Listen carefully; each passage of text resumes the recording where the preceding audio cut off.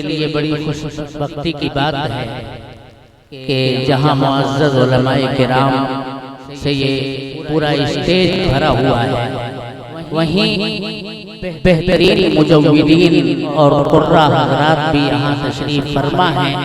ہم سب کے درمیان جناب ظہیر الدین یعنی ببل پردھان کے ایک بہت ہی قریبی مہمان یہاں تشریف فرما ہیں۔ آج ہم سب کے بھی وہ مہمان ہیں جناب قاری عبدالحفیظ صاحب۔ میں انتہائی ادب کے ساتھ حضرت سے گزارش کروں گا کہ اختصار کے ساتھ تلاوت کلام اللہ پیش فرمائیں۔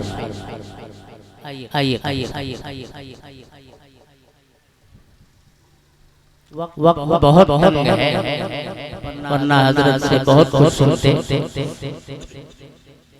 السلام علیکم ورحمۃ اللہ وبرکاتہ۔ میں آپ حضرات کا بہت شکر گزار ہوں کہ آپ نے مجھے وقت دیا اور آپ نے بتایا کہ بڑے خصوصی مہمان ہیں۔ وہی میرے بڑے بھائی ظفر اور مولانا انتخاب صاحب اور ان کے رشتہ دار پردھان صاحب اور دیگر کارکنان جنہوں نے اس محفل میں حصہ لیا ہے یا اس محفل کے زینت بنے ہیں، سب کو میری طرف سے قابل مبارکباد ہے۔ آپ حضرات آئے ہیں، آپ کے آنے کو قبول فرمائے، آمین۔ علماء کے بیانات سے آپ حضرات محظوظ ہیں۔ آمین۔ شاید میری زندگی کا پہلا لمحہ ہے کہ 2 منٹ مجھے ملا ہوا ہے۔ اعوذ باللہ من الشیطان الرجیم،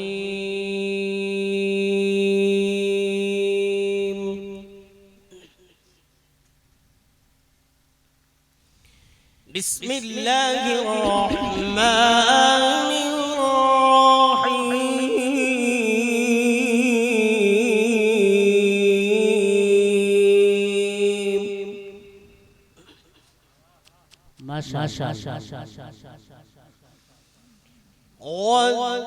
والتين والزيتون وطور سينين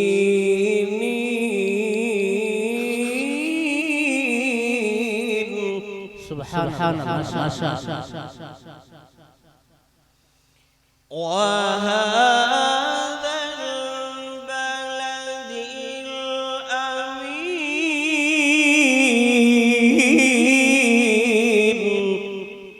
سبحان اللہ۔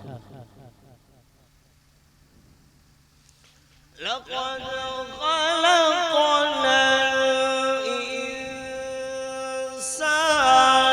في أحسن تقويم سبحان اللہ، اللہ اکبر۔ ثم رددناه أسفل سافلين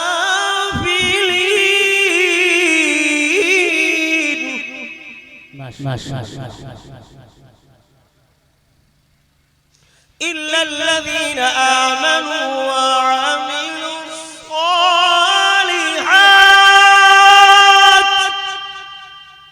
فلهم أجر غير ممنون ماشاء اللہ۔ فلهم أجر غير ممنون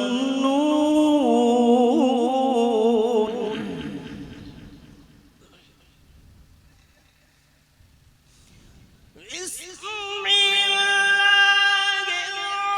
الرحمن الرحيم والتين والزيتون وطور سينين وهذا البلد الأمين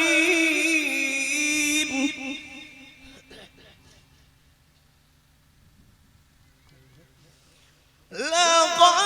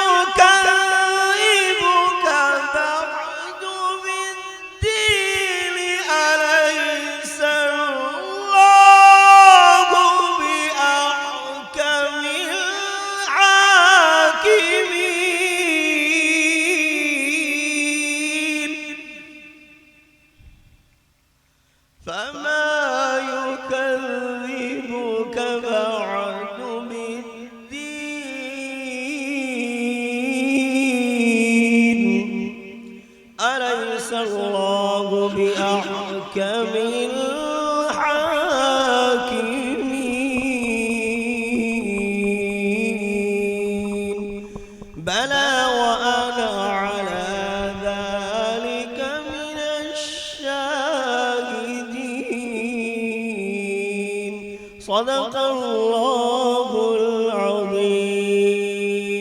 تیرے ضمیر پہ جب تک نہ ہو نزول کتاب، تیرے ضمیر پہ جب تک نہ ہو نزول کتاب، گرہ کشا ہے نہ راضی نہ صاحب کشا۔